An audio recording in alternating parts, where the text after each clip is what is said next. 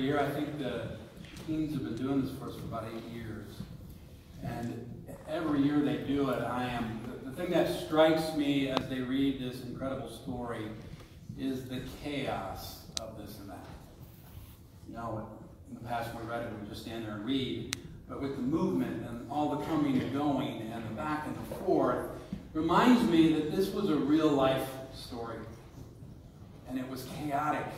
And it was the culmination of a life that came into this world for incredible reasons. The life of a man who came into this world as the Son of God. A God that loves God's people so much that not only would come and live amongst us, but then as we know the rest of the story, we know that death is waiting. So I'm always struck by the chaos of this real life story.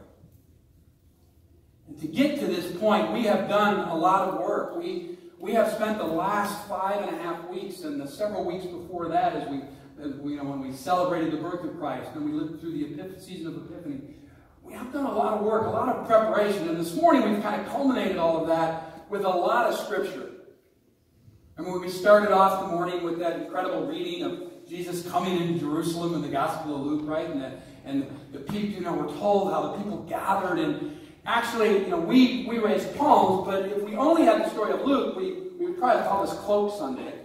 Because it doesn't say anything in the Gospel of Luke about palms. It does say they brought their cloaks, their coats, and they laid them before, they put them over the colt, and they laid them before Jesus as he entered the city. The other Gospels mention the branches. But they come in, Jesus is entering in, and he is entering as a king. He's entering as the new king. He's entering on a colt, right, which is historically speaking, and we're reading along the Old Testament. For those that are doing that, you know that, or you'll get to the point where we see that's a sign of a king coming in, riding into the conquered city. And Jesus is riding in, and the people are thrilled, and they're shouting Hosanna, and they're blessing the one who comes in the name of the Lord, and they're laying down their coats, and they're singing these songs, and some of the leadership is worried about all this excitement, and they yell to Jesus, make him stop, we don't want to overdo it. And, Jesus has this great line. He goes, I could make him stop. But then even the stones, even the rocks would sing out my praises.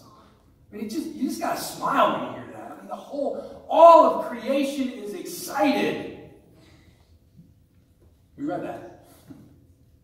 And we heard Paul kind of go along with that excitement in his letter to the Philippians. He says, I pray, and the goal is to have the mind of Christ in each of you. And so that same mind, this one who loved his people so much that he was willing to come back into Jerusalem. And we know what's waiting for him in Jerusalem. We heard about that last week. There's death waiting for him. Yet he comes with joy.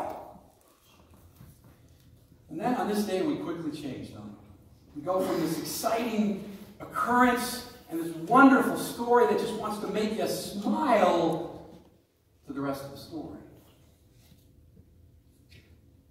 The story of a trial, and a persecution, and of death. It's kind of a weird day, isn't it? I mean, it plays with our emotions so much. I mean, it's as I couldn't even decide as I thought about today, is this about a triumphant beginning, or is this day about a disgraceful end? In good Lutheran fashion, I came to the answer that says yes, it is. We know the rest of the story. We know the triumphant beginning that is about to come, but we've got to go through. Jesus had to go through these next few days. Incredible story. And it's a story that, again, I think to get to the point where we are, or we will be by the end of the week, we have to kind of remember where it starts. And for the Gospel of Luke, you remember where this started with Jesus? Jesus was baptized. He went out into the wilderness. He comes back in from the wilderness after being tempted by Satan and being fasting for 40 days. And he enters the town of Nazareth, and it's the Sabbath, and he goes to the synagogue, where he becomes the lector of the day and the speaker of the day. And he unrolls the scroll of Isaiah, and he reads this: "The Spirit of the Lord is upon me, because he has anointed me to bring good news to the poor. He has sent me to proclaim release to the captives, recovery of sight to the blind, to let the oppressed go free, and to proclaim the year of the Lord's favor." Remember that? Remember that early in the season of the birth. then we're told he rolls the scroll up and he sets it down, and all eyes are with excitement are upon him. And he says, today, in your hearing, this is fulfilled. In other words, I accept. I will do the work of our Father. And from that moment on, Jesus' life was about bringing good news to the poor, setting the oppressed free, making all kinds of promises to the world that God, this world in which there's so much starvation, God will provide an abundance of food. And he healed and he cast out demons and he did the work of God, all as part of the love story, a story of a God that loves God's creation so much that she would do anything for us. She would bring healing, she would give food, she would do whatever it took for her creation. A love story. That's what this is about. We've been talking a lot about love over the last 40 days, and we're entering into this final week. But as we do this, I pray and I hope that you see this is a story of love. Jesus did it. He epitomized it. And as Paul reminds us now, it's our turn. And it's our call.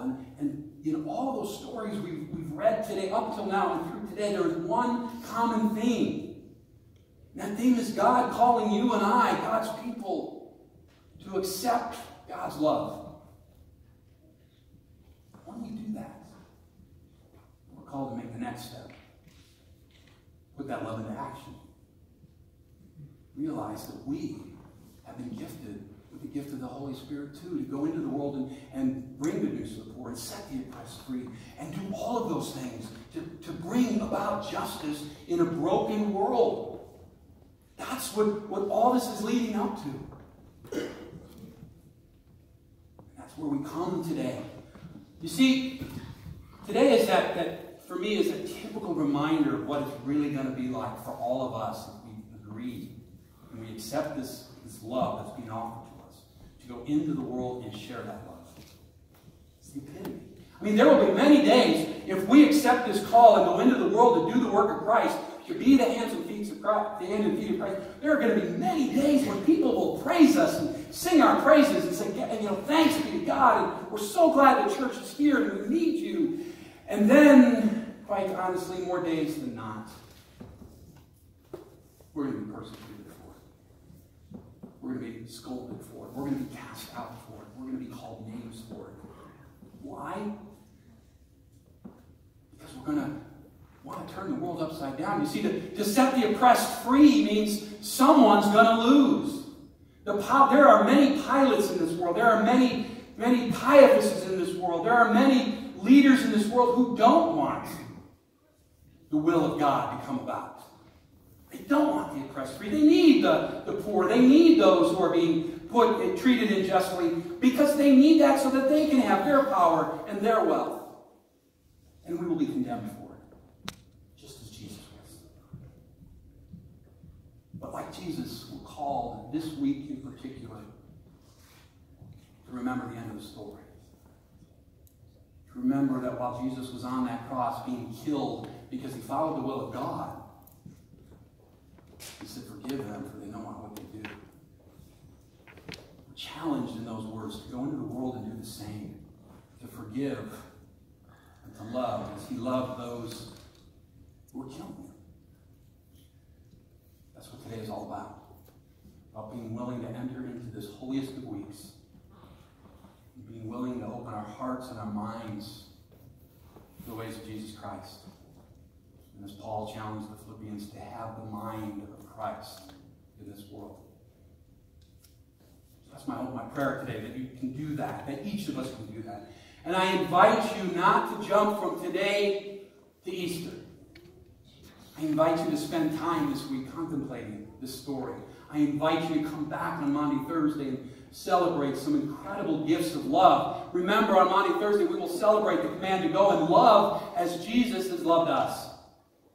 Gives us a new command on that day. And we will celebrate the gift of an incredible meal of his very body and blood. And as you come and join in that, you'll also get to experience 8 of our youngsters experience for the first time that gift as they partake in their first Holy Communion. And I invite you to come back on Good Friday, where we will celebrate his crucifixion. I know that's kind of a weird way of talking about Jesus' death. Why do we celebrate it? It's because that is the ultimate act of love. As John in his first letter that he wrote, he said that the ultimate, that love, real love, is being willing to lay down one's life for a friend. That's what Jesus did. We're called to be like Christ.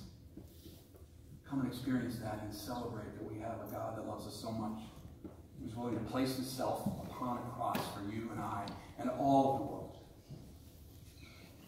So I invite you this week to enter into that as we make our final day's journey to the cross. May we be a people that realize that this is a story of love. We're invited into that love.